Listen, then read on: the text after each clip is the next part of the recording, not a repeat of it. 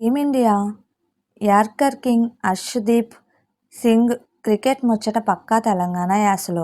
ఇక్కడ ఉంది చూడండి. హర్షదీప్ సింగ్ మన పంజాబ్ బుల్లెట్. హర్షదీప్ సింగ్ 1999 ఫిబ్రవరి 5న పంజాబ్లోని కరార్లో పుట్టిండు.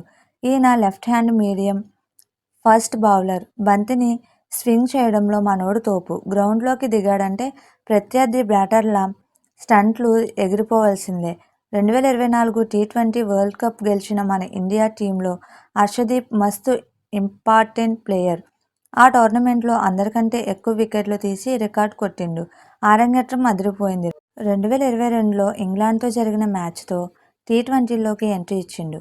ఫస్ట్ మ్యాచ్లోనే మెయిడెన్ ఓవర్ వేసి నేను మామూలోడిని కాదు అని అందరికీ తెలిసేలా చేసిండు. టీ20 ఇంటర్నేషనల్లో 100 వికెట్లు తీసిన మొట్టమొదటి ఇండియన్ బౌలర్ మనోడే. ఐపీఎల్లో పంజాబ్ కింగ్స్ పులి. 2019 నుంచి పంజాబ్ కింగ్స్ టీంలోనే ఉన్నాడు. ఒక్కసారి ముంబై ఇండియన్స్తో జరిగిన మ్యాచ్లో మనోడు వేసిన యార్కర్లకు 2 స్టంట్లు ముక్కలైపోయినాయి. ఆ స్టంట్ల ఖరీదు లక్షల్లో ఉంటుందని ఆ టైంలో పేపర్లలో మస్తు వార్తలు వచ్చినాయి. 2025 వేలం మనోడు రేంజ్ చూసి పంజాబ్ కింగ్స్ 18 కోట్లు పెట్టి మళ్ళీ కొనుక్కున్నది.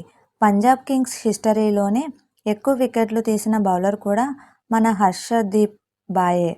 వరల్డ్ కప్లో 2022 టీ20 వరల్డ్ కప్లోనే పాకిస్తాన్తో జరిగిన ఫస్ట్ మ్యాచ్లోనే తొలి బంతిని వికెట్ తీసి పాక్ వాళ్లకు చుక్కలు చూపించిండు.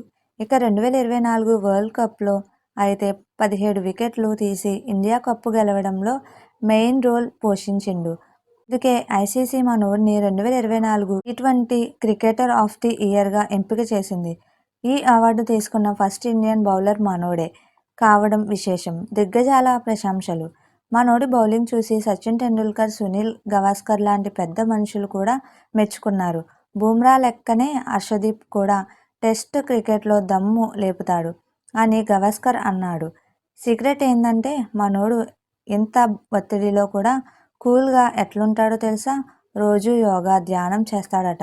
రోహిత్ శర్మ, బుమ్రా ఇచ్చే సలహాలే తనని ఇంతటి వాడిని చేశానాయని హర్షదీప్ ఎప్పుడూ చెప్తుంటాడు.